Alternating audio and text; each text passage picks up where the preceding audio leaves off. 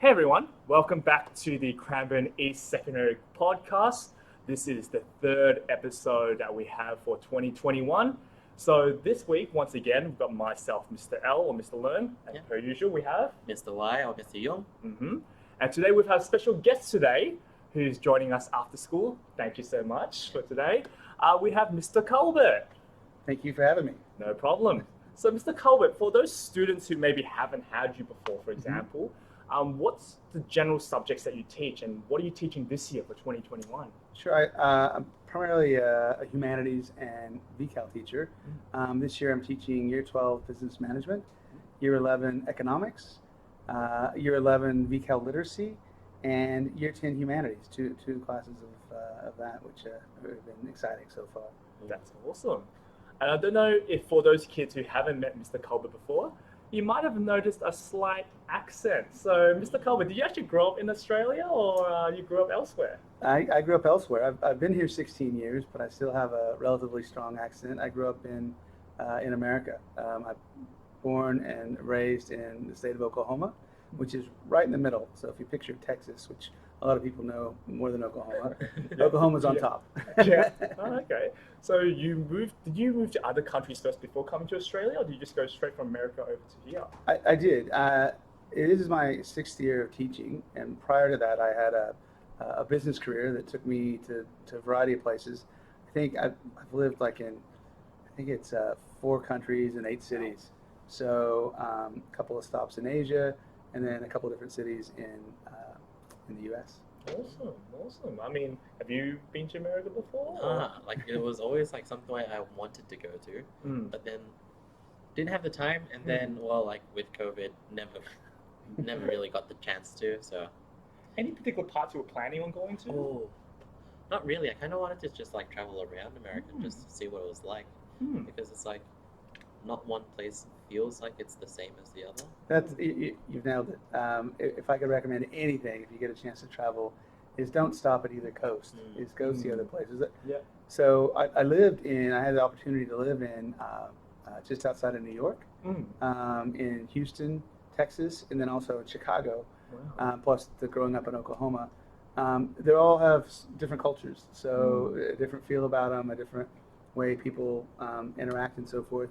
And then if you get the chance to go to New Orleans, it's a different planet. Oh, So- yep. Southern, yes, correct. Southern. New Orleans was founded and owned by the French for a long time until Emperor Napoleon sold it to the United States because he needed money to fight the British. But there's still a very strong French influence, and the food is part of that, and the music. So it's really good. Definitely. I don't know about all you viewers out there, but even for myself, I haven't actually been to every state in Australia yet. I think I've only been to New South Wales, the ACT, and also Queensland. And I don't know about you, Mr. Have you been to very much? No, around here?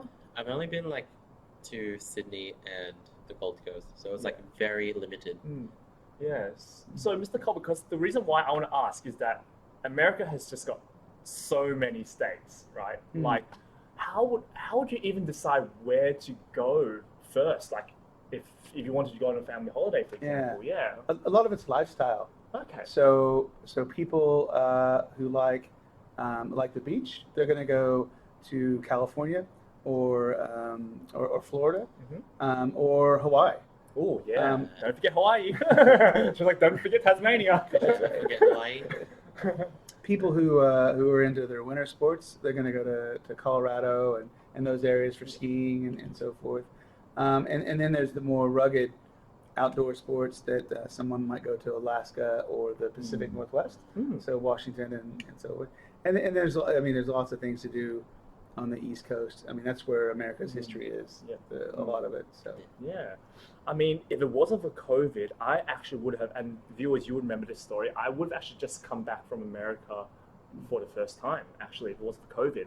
Because at the start of 2019, start of 2020, we were planning for a January 2021 trip to Orlando, because Disneyland.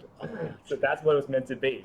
And then so we actually had started planning even as early as April, because I actually have a family friend who's like a Disneyland expert. He goes pretty much every single year. So he knows all the little tips and tricks. He can even start his own business, honestly speaking, teaching people when you need to book this restaurant, when you need to book fast passes, when you need, and so that the experience when you go is the most efficient and quick one as possible. You're not wasting time in lines. You still get some rest time, but you get to see most of the park because the park is just that big. Yeah. Yeah. So I don't know. Like that's where I would have gone, but yeah, no, I don't know when I can go to America anymore. Unfortunately now. So, but yeah, do you miss America very much? Certain aspects. What do you think you miss the most? Yeah. Probably my family. Yes. Around holidays. Mm. Because that's that's for all of us. Yeah. That's a family time. Particularly there's a couple holidays in America that that I really miss. One is Thanksgiving, because that's that's a holiday that's built around families coming together and sharing food, but also sharing what they're thankful for the year. Yeah. And that's kind of that's not. Well, that doesn't need to be an American holiday. That could be that could be an everywhere holiday. Just telling other people what you're thankful for. Yeah, exactly. And then 4th of July, which fireworks, baby. my family comes from. I grew up in a slightly bigger town of around 100,000 people, but my parents come from a town of there's about 2,000. Oh. And so 4th of July, everybody goes and buys these huge bags of fireworks, and it's not the safest thing. It's like everyone on the street has it, and you have your cookout with your hamburgers, and our family tradition was hamburgers and strawberry soda and homemade ice cream.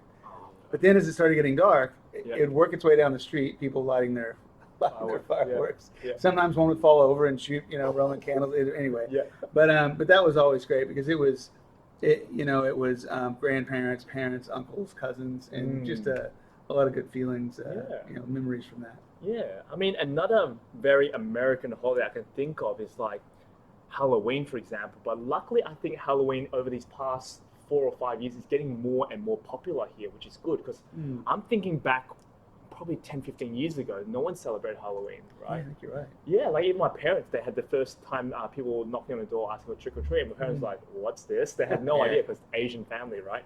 But yeah, I think these past few years, we're getting more door knockers more and more on Halloween. We never did Halloween. Like, I used to watch a lot of like the American movies, American TV shows, and they have all of the Halloween stuff going on. It'd get to like October, and I'd be like, "Where's the candy? I want candy," but it's not. It never shows up because no one celebrates it. Yeah. But like now, it's becoming more of a thing, which is good, but it's a bit too late because it's kind of weird if I kind of dress up in a costume at my age and start like knocking. Well, candy. I don't know. I've heard of some really good Halloween parties for older people, whether it's themed. Okay. And so like one of the greatest ideas I heard, and I know, is a Stan. Yeah. There's so many countries where Stan is the last, and so everyone had to come as a Stan. Yeah. And so they would dress up as Tiger Stan or that kind of.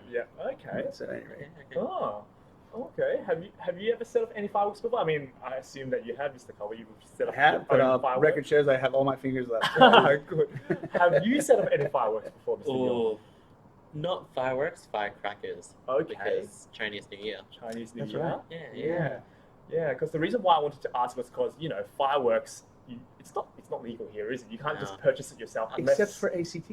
Oh really? Yeah. Wow, about that I didn't know that. You can buy fireworks Oh there. wow! So that's the thing. Like, That's the place to go. yeah, because I grew up in Melbourne all my life, right? So I've never had the opportunity to, like buy fireworks, set my own fireworks, nothing like that.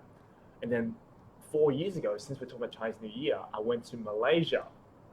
Now in Malaysia, technically it is illegal, but everyone does it. So it's so funny because in Chinese New Year, what happens is when you see the police sirens, suddenly the street goes quiet.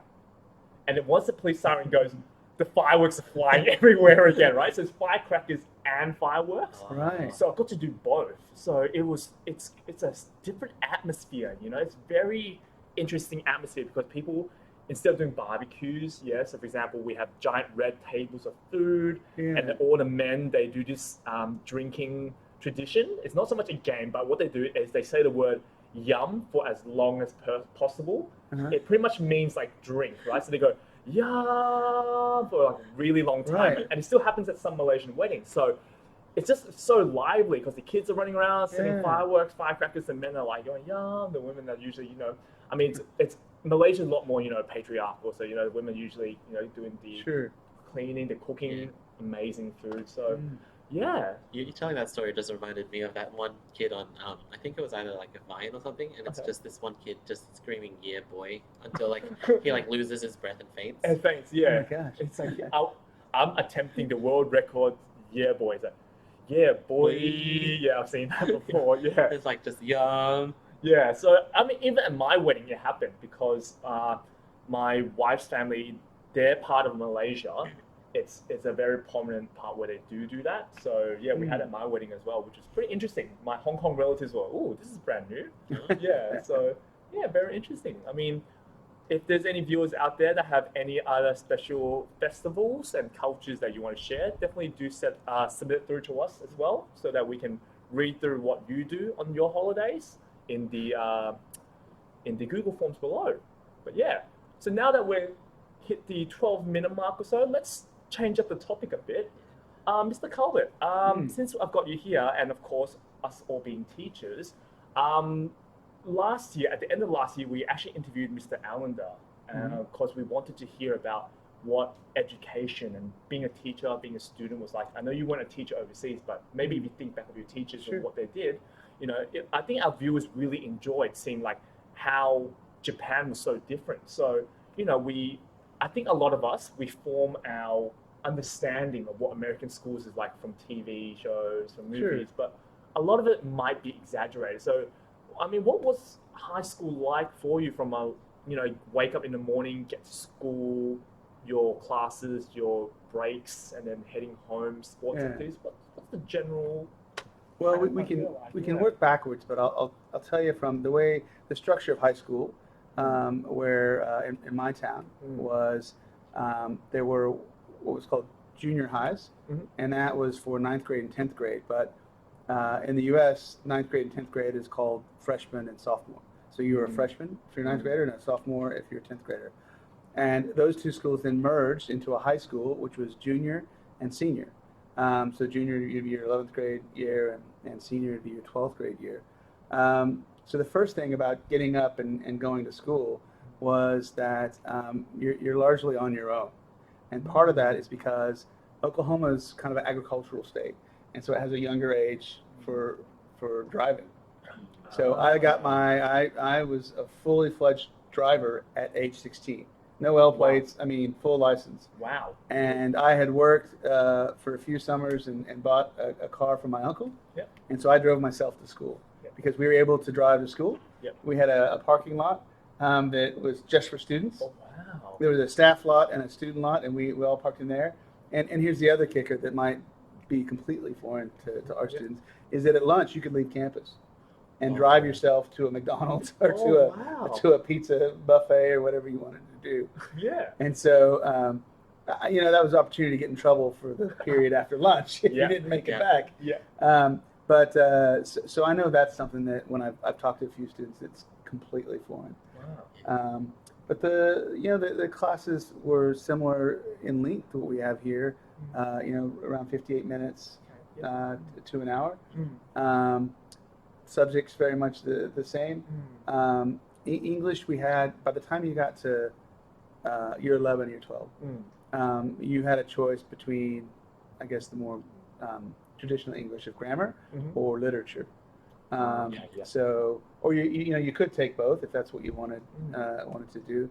And then the math is similar to ours, and it's how far you could get.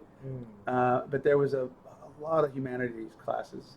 Really? And part of that was because I think we lived in my hometown was a university town. And the university was a liberal arts college where you have, and liberal arts means that you have a variety of subjects, that the philosophy is you're not a math specialist or a science specialist, or you study a lot of different things. And so we would take, you could take subjects like sociology or anthropology. This is in high school. Yeah. Wow. Things like that, as a class. So Yeah. I took a class that it was actually called humanities, but and it was probably the moment where I decided someday I'm going to be a teacher. Because one day we walked in and seated, and the teacher started playing this Russian composer Tchaikovsky. Tchaikovsky. Yep. 1812 Overture, Mm. and we listened to the whole thing. It's like 5 minutes Yeah. or something like that. It was long, so everybody had to be sat there and be quiet because you didn't want to, get in trouble. And when it finished, I remember saying, "What does that mean?" Yeah.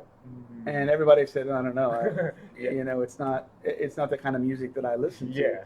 And then he went through it and played it bit by bit, and that's this portion of the song is the French national anthem.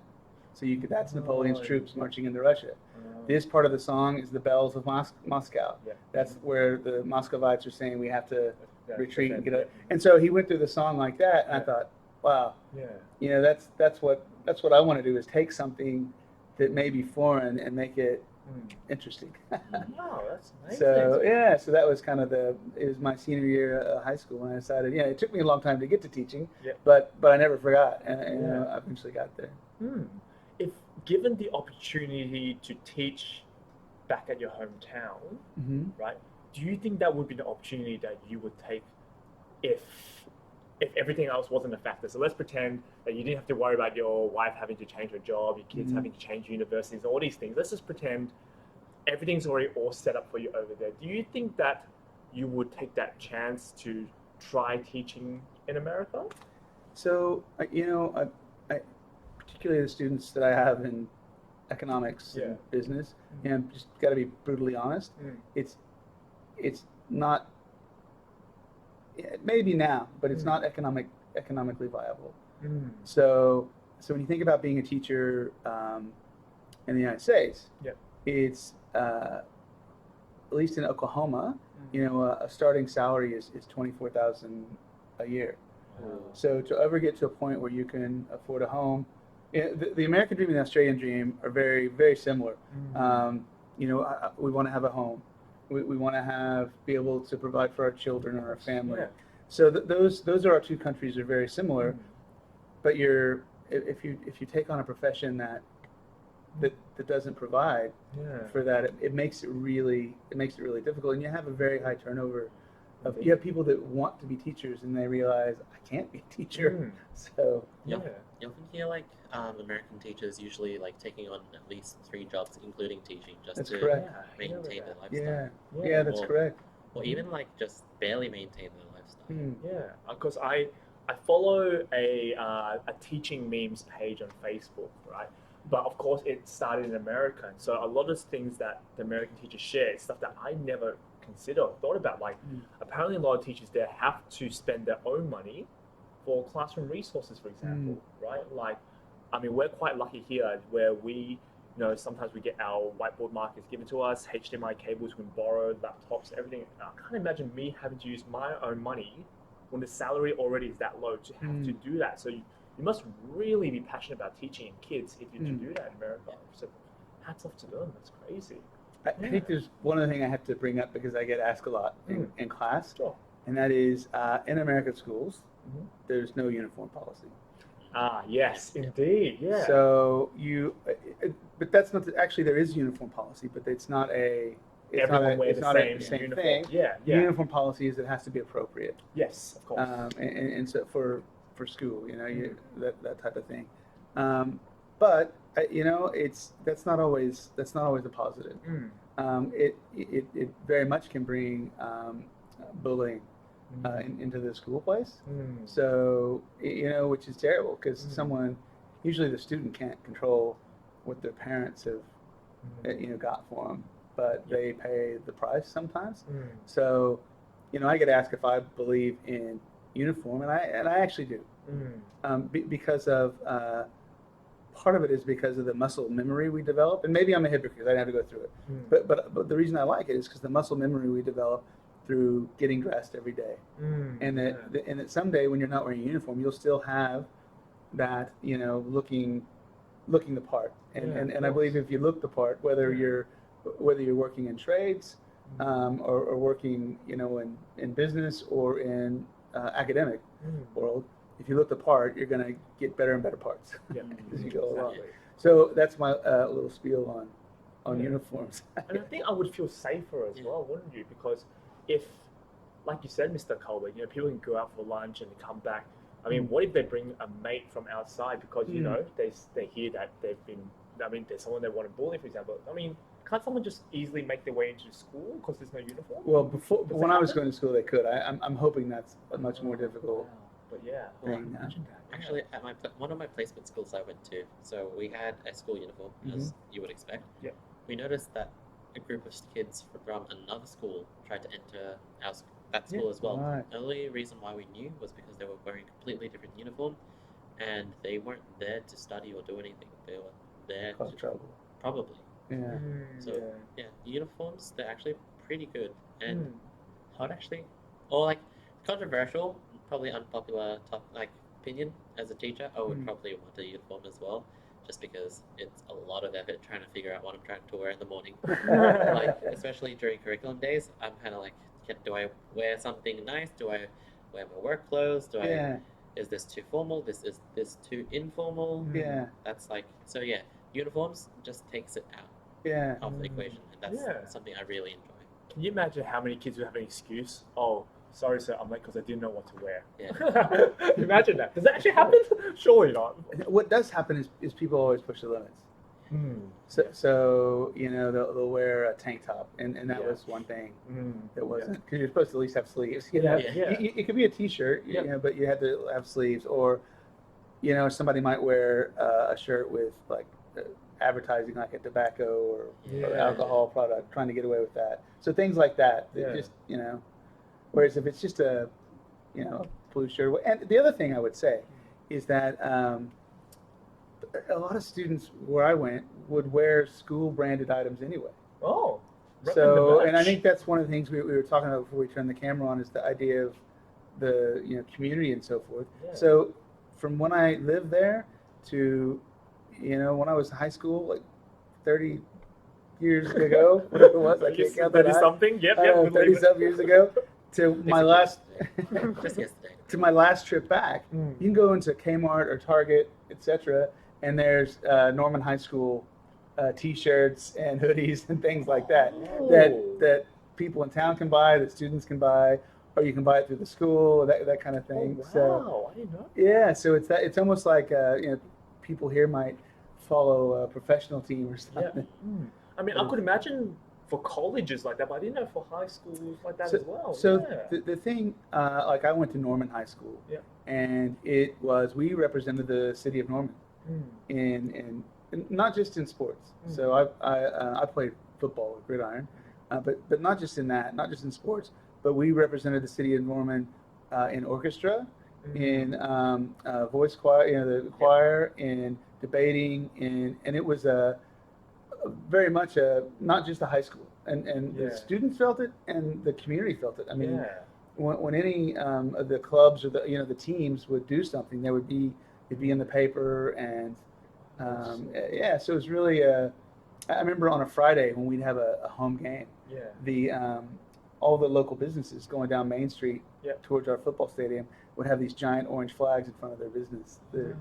So it was really, it was I would love to see that. Yeah, like especially here, it would be so good. Yeah. And I think I think we've got every, so that was Norman High School. This is Cranbrook East, secondary.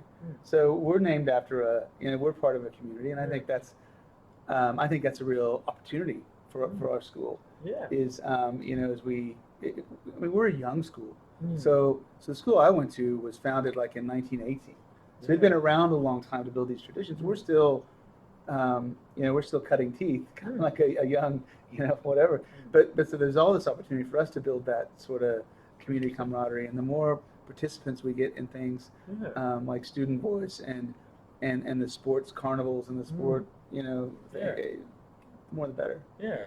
I think one of the really good opportunities that Mr. Colbert and I have had, but unfortunately Mr. Young, you haven't had, But you've been in the Orange Building, but I think P2S is a really good place for that to actually take place. You know, I remember still like a few years ago when I forgot it was the year that I was running it with you, but there was that. I think it was when the community got together for that memorial football match, for example. Yeah. That had a lot of community involvement as well, and so I think definitely all our listeners out there, don't feel like that you're too young to reach out to community to promote the school and stuff like that. I think everyone has a great opportunity to do that, and with STEM, I know you're planning to potentially do some stuff like that, even potentially. Yeah, potentially. We'll see what's in the works. Yeah, so I think there's plenty of great opportunities. How about I think one of the most common American movie scenes that I would see in a school is lunchtime, because that's usually where all the drama happens, right? It's not so much in the classroom. So in lunchtimes, based on what I see, is it correct that you go to it's like a canteen and they give you food, so you don't bring your own food? Yep. And then that's when you have to pick which table you sit on, or that's what they do in movies? Or how accurate is that? How does that work? So after what they call middle school, which is 6th grade, 7th grade, and 8th grade, I don't know that I ever ate at the school cafeteria. Because you'd be driving outside. Because we'd be driving out, or I was the youngest of my friends, so I don't know if you guys, but that was great. I was like, I had Uber drivers before Uber was ever invented. So I would catch a ride with one of them to the local, McDonald's or whatever. Yeah. So, and it was, I mean, we had these hamburger places that I don't know if they exist anymore. Probably they got shut down. But for hygiene, but thinking that. But it was cheaper than eating in the school cafeteria. Oh wow! So to get like a roast beef sandwich or something like that. So we all worked. Yep. But you had limited funds. So, do you pay at the start of the school year like a school fee for where it includes the lunch, or do you have to pay every time that you go to it? Like if you're in 7th grade, for example. You buy a card for, but it's often for the week. Okay, a week card. Yeah. Okay. Yeah, and that was, I don't remember being like you see. I'm sure it is in some places, and mind you, the way that the American education system is not very efficient. So, for example, in most states, including the state I'm from, it's organized by districts, and so the district I was in, they decided whether campuses were closed or open. Is that where those what do you call it, superintendents come in? That's a superintendent, so above a principal, in charge of all the. In charge of the district? In charge of the district. That's right. Simpsons. Yeah, that's right. So there might be. I'm sure there were schools in the cities. Okay. Because it wouldn't make sense for them to drive off. That was similar to that. And there was cliques. Our cliques were. It wasn't so much around. It wasn't an us versus them thing as much as it was interests. Yeah. So, it wasn't like all the athletes hung out together, right? It was like the baseball players hung out together, the wrestlers hung out, because they had that that interest and the that camaraderie. Yeah, that camaraderie that carried over into common talking topics as well. Yeah. Yeah. So, but it wasn't like adversarial, and it was lots of moving back and forth. Good. Yeah, and so forth. Yeah. Most of I think the conflict I saw would have been like on the practice field, and that's where it's hot. You're playing and that kind of thing. So even that, the sport I played, you're wearing a bunch of pads, so nobody's getting hurt. Yeah. Exactly. But now you play baseball instead, don't you? Or I got into. I never really played baseball there because. I was scared of the ball. Hey, that's fine. Yeah. But yeah, my children started playing here, and a couple other fathers and I said, let's have a try, and we did, and so we started playing baseball. So I'll put a plug in if there's anybody would love to get a baseball team up for the upcoming sports tournaments. It's a couple years ago. I think it goes this area, and we made it to the next area. It'd be good to take it one step further. What do you call it? It's like state's the last one before. So the area, district, or district area? Yeah, I wrote district, and then area. Is that next? I don't know if they call it area. I don't know what they call it, but yeah, it's like inter-school sports. Yeah, as you move up the ranks. Yeah. But we had a lot of fun. That's the main thing. Yeah, so good. we'd love to have people that want to sign up for it. I think it's just inside the yellow building there. Perfect. Yeah, speaking of American sports, I mean, Super Bowl's coming up as well. I love the Super Bowl. I learned it from watching an anime. I think I told you before, but I played it in high school, like at the end of high school. But I know some universities actually have gridiron. So I think Monash is one of the key ones that do gridiron.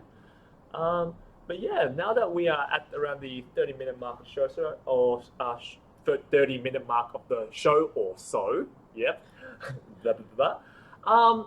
Let's talk about some shows that we would suggest for our audience, because I know Mr. Colbert and I were talking a little bit about it before you came in, Mr. Yule. Okay. So maybe I'll leave it for you last. Okay. I'm going to talk about another very American sport, even though it's not only played in America. So I'll talk about that one afterwards. But Mr. Colbert, do you have any particular shows, either TV show or movie, that you would recommend to our audience? I'm switching gears from Sure. what we talked That's about fine. before. Let's go. There's a movie from the 1980s, and it's called Chariots of Fire. And I would recommend that. And it's a period piece based on a true story of these Olympic runners, and it's such a great metaphor. Yeah. It's about a person of faith who sticks to his ideals and so forth. Yeah. And overcomes challenges to succeed. It's about other runners that the work they put in to get where they are. And sacrifice for friends. I'd recommend that. I just remember from the London Olympics, Yeah. Rowan Atkinson, the actor that plays Mr. Bean, he did a parody of that beach running scene. Yeah. Dun, dun, dun, dun, dun, and he's like tripping over other runners and jumps in a little buggy to try and overtake people. I remember that. I love Rowan Atkinson. So yeah, but I'll put that trailer in the description below, so kids, you can try and find it. I'm talking about another sports show, but this was a documentary instead. I never really played basketball growing up, so this documentary, even if you don't watch or you play basketball, it still is a great documentary to talk about how people can overcome adversities and just build resilience. And it's The Last Dance. The Last Dance, which is the 10-part documentary series on Netflix following Michael Jordan and how he won the 6 championships in those 7 years, because he took one gap year in the middle. And so yeah, it's like, I never was a huge basketball person. I mean, I knew about Michael Jordan. I knew how popular he was, and everyone knows Air Jordan shoes. They talk about Air Jordans as well, and the marketing deal that came out of that was crazy. It was like, I think they told him that if you want to keep this contract with us, you need to make, I think, like 20 million or 50 million in sales in the first year that you're with us. And then within like the first month, he sold like 160 million or something like that. So he just blew it straight out of the water. Something like that. So it's an interesting series. Definitely very interesting. But yeah. How about you, Mr. Yule? Okay. So mine kind of steps away from like the whole American and sporty type of theme. Totally fine. And steps back into that anime theme. That's totally fine. So there's one anime that's pretty good, and I really recommend. It's called Relife. And basically what happens in that storyline is that someone has gone through all of his high school life and is now like around 30, in his 30s, and he regrets everything he's done. Like, he has not had a fulfilling life. He doesn't have a job. He's not happy with himself, and he wishes he could do everything all over again. A company called Relife comes to him. Like R-E colon? Yeah. Dot, yeah. And then life. Yeah, so like they're redoing life. They give him a opportunity to become a test subject where he gets turned into a teenager again and is put into a school. So it's a whole experiment where he's trying to go through all of high school again. And it's kind of funny because he brings all of his adult habits with him back to high school. So like, he used to be a smoker. He accidentally brought his cigarettes to school as well and got in a lot of trouble. Yeah. So that happens, and then basically what they do is throughout the series, he just learns that school is basically what you make of it. So if you constantly are in the mindset where school is not your place, you don't like school, it's going to be that. But if you're in school trying to make the most of it and have the most fun you can, interact with everyone as much as you can, it's going to be like one of the best places that you'll forever miss. So I feel like that's a really, really good message out there that kind of relates to most of our viewers. Yeah, I think so too. I mean, year 12s, it's not too late. It's especially in the last year. Make the most of it. 100% agree. But yeah, year 7, start now. Start early. Yeah, exactly. Well, thank you so much all for listening today. I hope you really enjoyed hearing some insight about what American life is like. Thank you once again, Thank Mr. you, guys. Colbert, for joining You're us, and especially on a day when every other teacher's already gone home. But yeah, you know what? If you ever see Mr. Colbert out in the yard, if you've got any more myths about American schools from TV or movies that you've seen, yeah, feel free to go up to him and say hi. He's a very lovely teacher. He loves saying hi to students and stuff like that. So yeah, definitely. If you see him around, definitely do say hi and chat to him, or even to Mr. Young and myself as well.